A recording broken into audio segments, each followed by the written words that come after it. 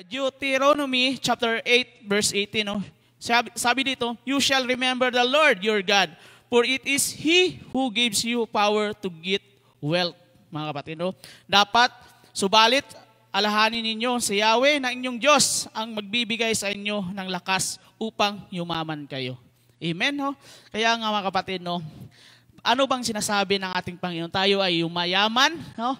Ibibigay niya. Ito yung great power na lakas ng ating Panginoon na bibigyan tayo ng kayamanan ng ating Panginoon. Hindi lang sa ating pinansyal, kundi sa ating health, no?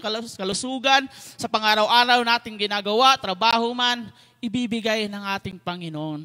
Amen, hallelujah. Kaya nga, ginagawa niya ito bilang pagtupad niya sa kanyang pangako sa inyong mga ninuno. No? Ito po mga kapatid, no, na kung ano man yung ibibigay sa natin, no, kasi nga binibigyan tayo ng ating Panginoon ng kalakasan. No, dapat natin yun na sa araw-araw na lagi niyang binibigay sa atin, no, sa ating Panginoon, sa bawat isa sa atin, huwag nating isipin na, kung magtatites tayo, yayaman ako. Amen? Yayaman ako. Kasi nga, nagbibigay ako ng malaki, 10% pa naman yung binigay ko, baka pagbalik yun, 100% na. Amen? Kaya nga, sinasabi dito na sa atin ng Panginoon, dapat alahanin natin ang Panginoon kung paano siya nagbigay sa atin araw-araw. Sa pagising pa lang natin, no, sa isang umaga, binigay na niya kaagad yung bagong hininga, bagong buhay, na para tayo ay makausad, no, sa ating trabaho. Amen? Kaya nga mga kapatid, dapat natin alahanin, i-remember natin kung paano niya tayo binibigyan ng araw-araw na kalusugan, mga kapatid. No? Kaya bilang isang Kristiyano, kung tayo man pinagpala, kung tayo may binigyan ng lakas na bumangon sa ating trabaho, dapat din natin ibalik yung para sa Panginoon. Dapat, kaya mga kapatid, kung ano man yung kinukunan natin na pinansyal, amen?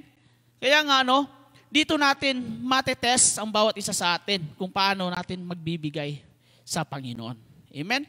Kaya nga, principle of tithes, ano ba yung principle of tithes? It's not just about money, it's also about ministry.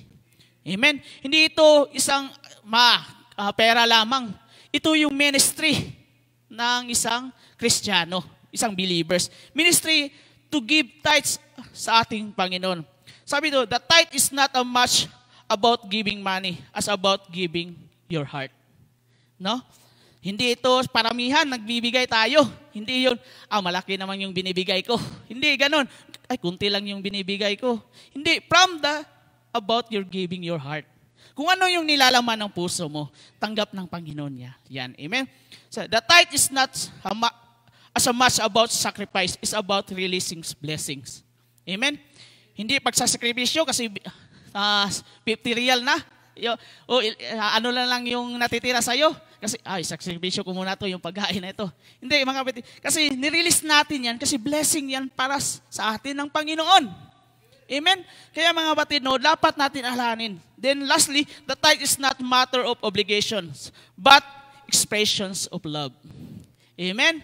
Hindi tayo iniobliga dito, mga kapatid, kasi baka sabihin nyo, iniobliga kayo ng ating church, na magbigay kayo. Hindi po. It's about your expression of love. Kung mahal nyo ang church, kung mahal nyo ang Panginoon, magbigay ta ayon sa ating puso. Amen?